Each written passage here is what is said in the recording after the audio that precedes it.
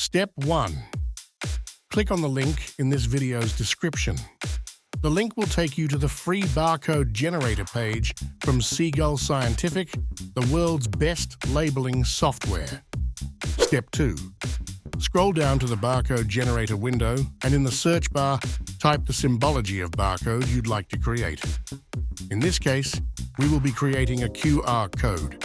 Then, hit the Select button. Step 3. Enter any data. For this demonstration, we will be entering a website address. Step 4.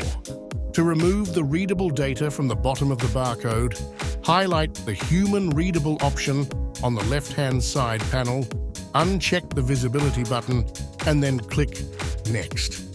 The fifth and final step is to hit the download button to save your created barcode onto your computer.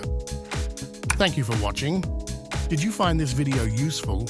Help us out by liking, sharing, and subscribing to our channel. If you need to print barcodes on any label size, contact us for free guidance.